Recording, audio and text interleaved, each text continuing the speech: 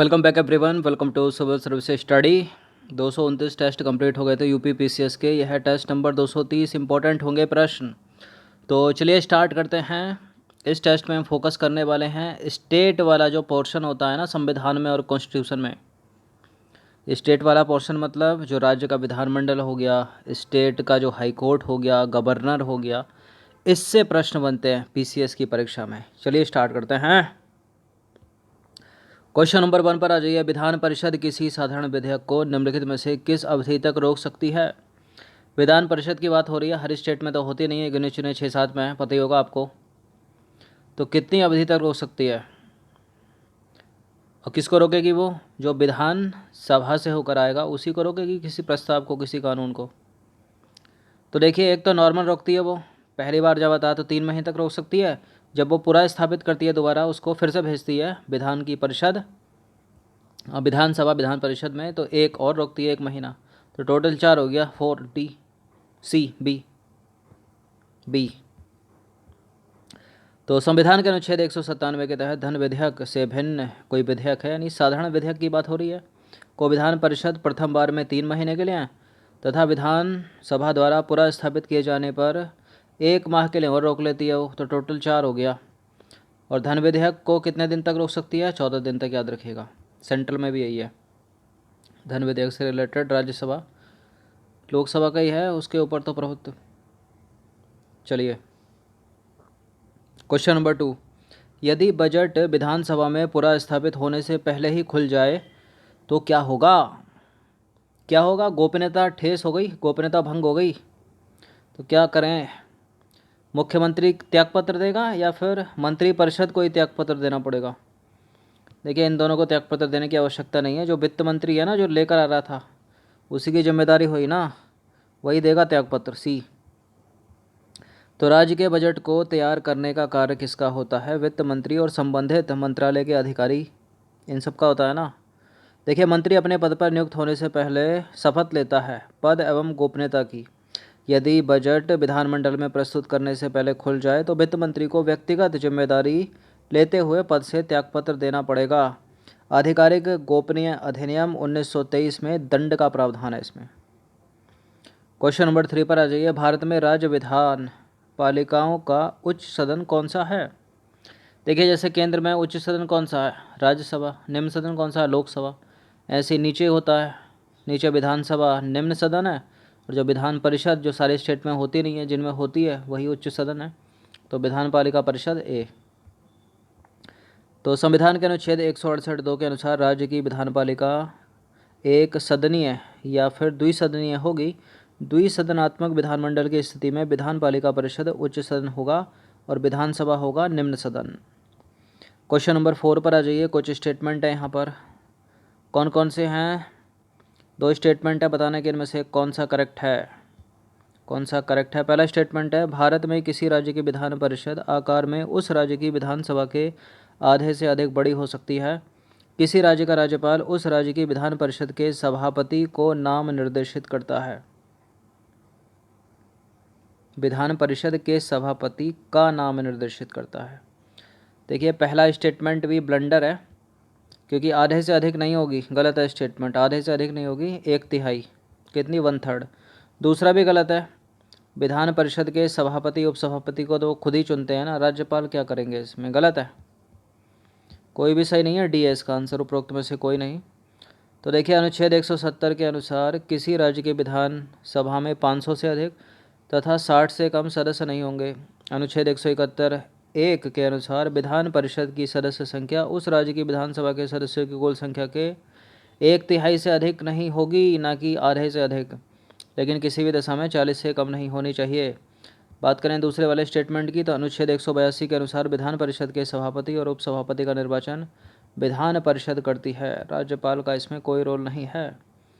Question number 5 पर आ जाइए। राज्य सरकार के मंत्रियों के वेतन भत्ते का निर्धारण किया जाता है।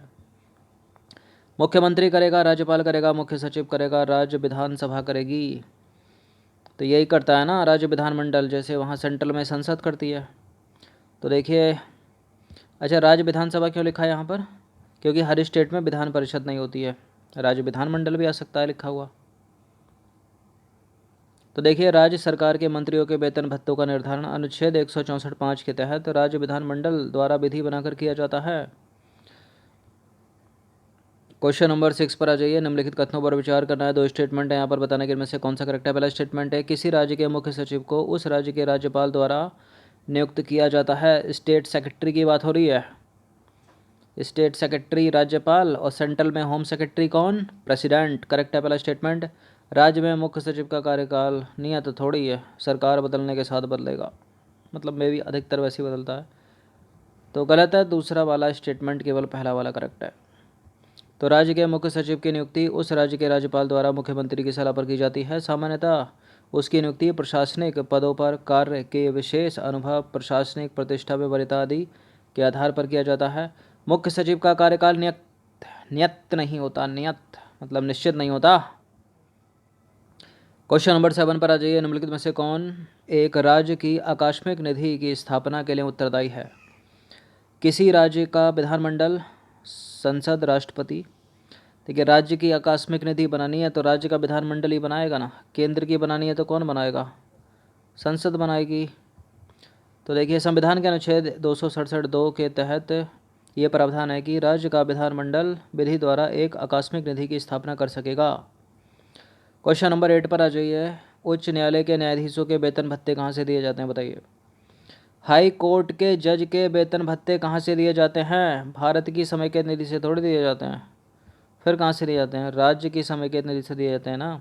अगर ये सुप्रीम कोर्ट के न्यायाधीश होंगे तो भारत की संचित निधि से दिए जाएंगे। अच्छा, इसकी एक चीज़ याद रखना, राज्य के न्यायाधीशों के वेतन भत्ते, उच्च न्यायालय के वेतन भत्ते तो राज्य की संचित निधि से जाते हैं, लेकिन जो इनकी पेंशन है ना, पेंशन, उसको याद रखना, पेंशन जाती है भारत की समेकित निधि से। बताया होगा बहुत बार। तो संविधान के अनुच्छेद 202(3) घ के अनुसार उच्च न्यायालय के न्यायाधीशों के वेतन भत्ते राज्य की समेकित निधि से दिए जाते हैं, या संचित निधि जिसको बोलते हैं। किंतु अनुच्छेद 112(3) घ के तहत इनकी जो पेंशन है ना, वो जाती है भारत की संचित निधि से, इसको भी याद रखना। और जो हाई कोर्ट, जो सुप्रीम कोर्ट हो गया, उसके तो पेंशन भी, वेतन भत्ते सब वहीं से जाते हैं, भारत की संचित निधि से। क्वेश्चन नंबर 9 पर आ जाइए। निम्नलिखित में से किसके मामले उच्च न्यायालय और उच्चतम न्यायालय दोनों की अधिकारिता में आते हैं? नॉइस पोल्यूशन, प्लेन गुजर रहा है।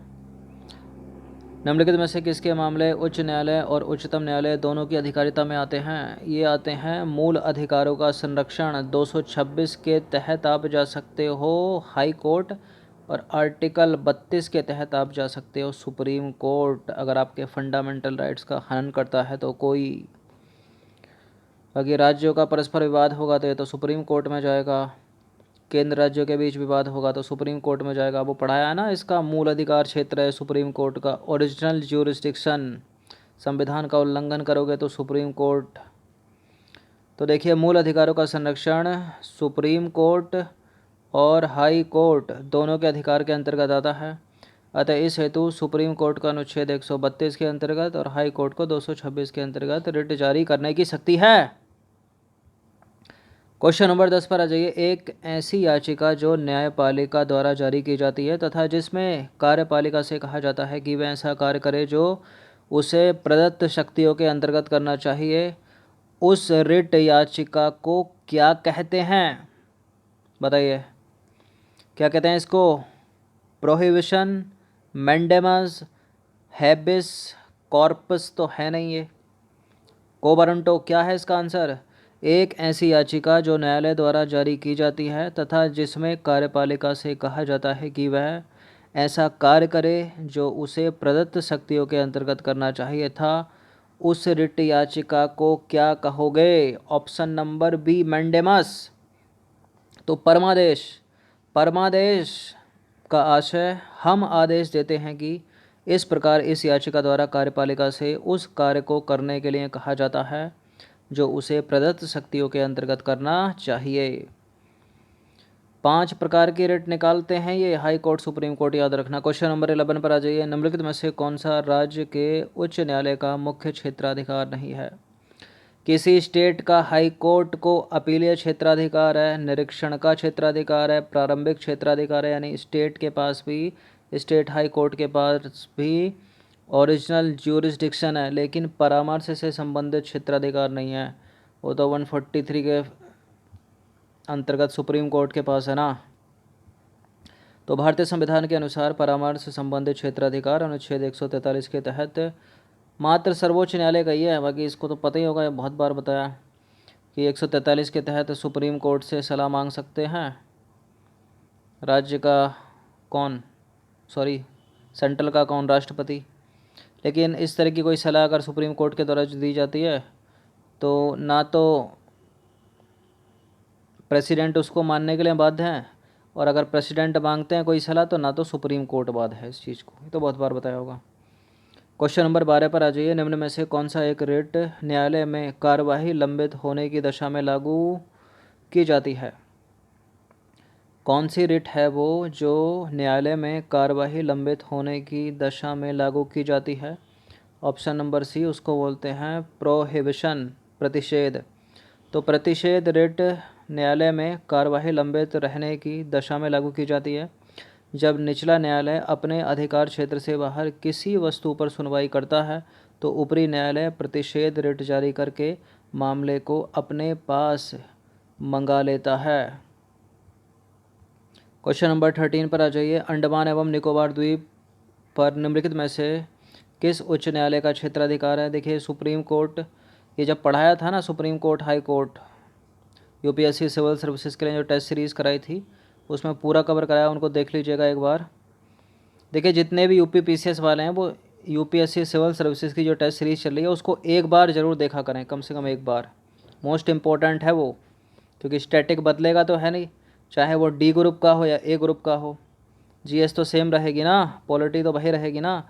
भले ही वहाँ स्टेटमेंट बड़े होते जाएंगे, क्वेश्चन टफ होते जाएंगे, नीचे नीचे आओगे तो हल्के होते जाएंगे। तो ये कलकत्ता के अंतर्गत है, मैंने बताया था कि आप मैप को देखना, सोचना कि वो एरिया किधर है तो कौन सा पास पड़ेगा उसके, इस तरह से याद कर लीजिए। तो अंडमान निकोबार द्वीप समूह पर कलकत्ता उच्च न्यायालय का क्षेत्राधिकार है। सारे कवर कराए थे, कौन किसके अंडर में है।